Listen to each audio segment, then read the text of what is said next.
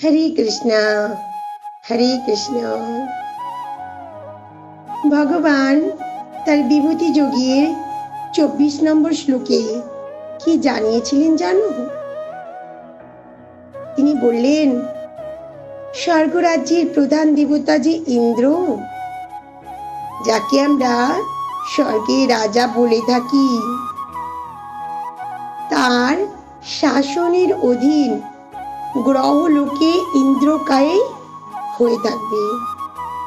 আর বৃহস্পতি হলেন ইন্দ্রের পুরোহিত, এবং ইন্দ্র যেহেতু সমস্ত রাজাদের মধ্যে প্রধান, সেই জন্য বৃহস্পতি হচ্ছে সমস্ত পুরোহিতদের মধ্যে প্রধান।